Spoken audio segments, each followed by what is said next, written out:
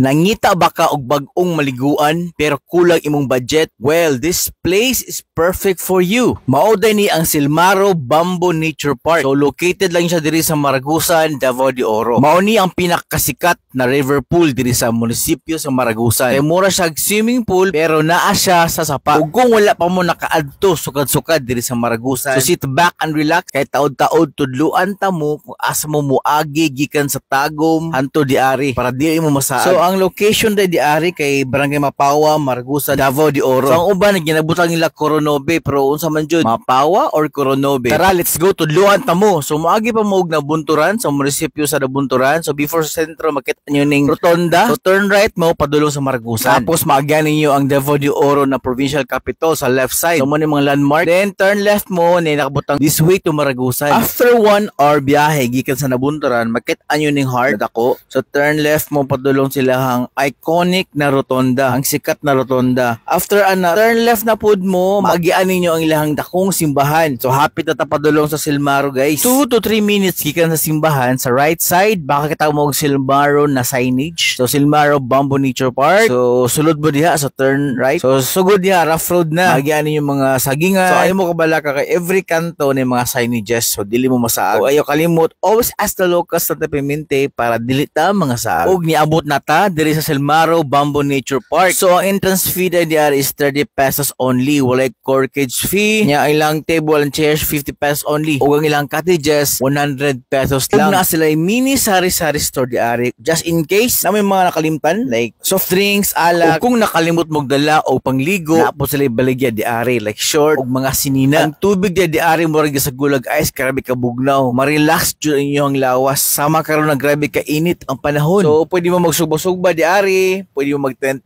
mag-overnight, pero sa like kwarto o room diari. Pwede ra mo mag-tent, pero sa like tent diari for rent. Magdala lang mo og tent na late charge na 100 pesos or 150, nakalimot lang ko. Kung pila ang exact price sa charge, basta na lang sa duwa, it's either 100 pesos or 150 pesos. Ingon nila, kinina sa paa, sumpay daw ni sa taas sa Pialitan Falls. Ang Pialitan Falls na yung mga kawan, pinakataas na waterfalls diri sa Maragusan, Davao de Oro. So wala pa ko nakaadto ng Pialitan, so maybe next month ako na adtuon jud. Okay na daw ang dalan karon. So ang trademark diari sa Silmaro Bamboo Nature Park kana sila PC na pwede mo mag-ambak-ambak. Mo na ilang mga gikalingawan diri sa mga guests, sa mga visitors kay mag-enjoy jud mo. Ug ayaw mo kabala ka kung na may bata dala kay dili ina kalalom ang sapa. Ug dabot sila sa Salbabida for rent. Pwede po mo magrenta kung dili mo kabalo jud mo sa loob. Kung gusto lang jud nyo mag-relax sa halagang 100 pesos, sakto na mga 10 to 15 persons silang cottages. So di ba tipid na kaayo, tapos magbaon mo, magluto-luto, walay corkage fee. Basta clean as you go, bawal magkalat, dili maguba nga to. Silmaro's Bamboo Nature Park. Ug gitawag dai siya Silmaro mga kawander kay mo na apelyido sa tagiya. So kabalo na mo nga no, Silmaro Bamboo Nature Park ang tawag. So adto na mo diri sa summer capital of Davao de Oro sa Maragusan. So that's it pansit. Kung first time pa lang ka sa akong page, ayaw kalimot mag-follow para updated ka sa mga latest na resorts, sa akong adventure o food trip. Ride safe always.